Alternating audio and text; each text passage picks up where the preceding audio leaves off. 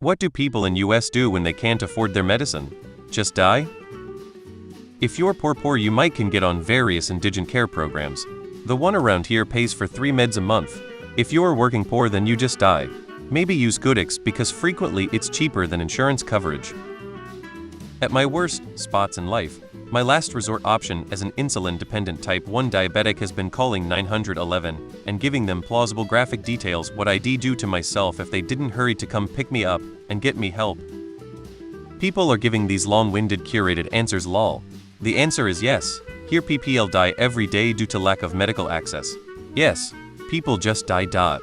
You could punch a police officer in the face and get sent to jail. Inmates get free healthcare.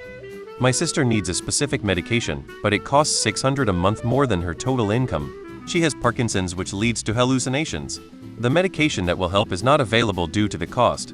It's shitty, but I'm 80 and can't afford it for her. There are programs to insure the poor for free.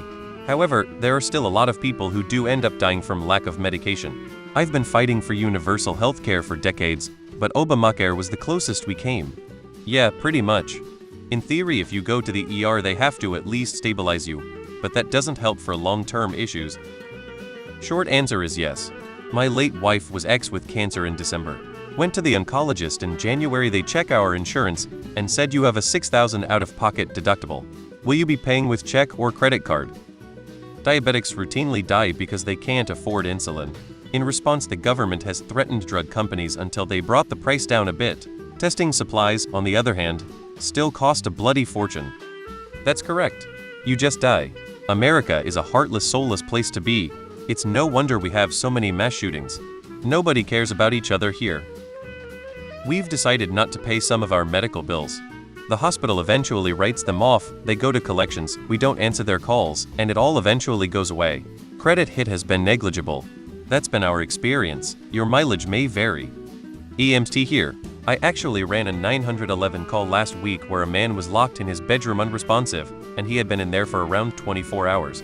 While fire is doing forcible entry into his room, the family is telling us that the man is diabetic and times have been tough, and money has been super tight, and as a result he's been rationing the last of his medications. Fire gets the door open and we go in and sure enough, the man is dead. Now I'm not the district medical examiner and I did not do his autopsy, so I can't say with certainty why he died, but I definitely speculate that it's a case of exactly what you described here. Even with insurance, I've accumulated over $3,000 in medical bills in the past 5 months. Thankfully, I'm at a point in my life where I can afford that, albeit with much help from my tax returns. If we went back in time 20 years and my parents had to pay that on my behalf, I honestly don't know what they would've done. I suppose they couldn't just let me die. I guess stop paying all bills, lose the house, and watch as CPS took me and my siblings away. Pretty much. Also, medical debt is the leading cause of bankruptcy in the US. Sometimes, my dad rationed his own insulin dangerously to make sure my brother had insulin when the prices rose. Diabetics dying because they ration their insulin is not exactly unheard of in America. It depends on the medication. There's some manufacturers' vouchers, coupons, and ACA health insurance, which can be free if your income is low enough. Nominally the costs are high, but mostly the government, nonprofits, and insurers are the ones actually paying that price, because buying the medication cash is just impossible for most people.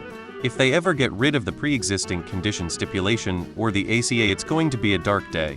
There are people who die from lack of medication now, but it will be 100x worse. Many die a slow, painful death here in the greatest country on earth. Isn't greed-based capitalism grand? If you are actively dying, the hospital will treat you and then bill you hundreds of thousands of dollars.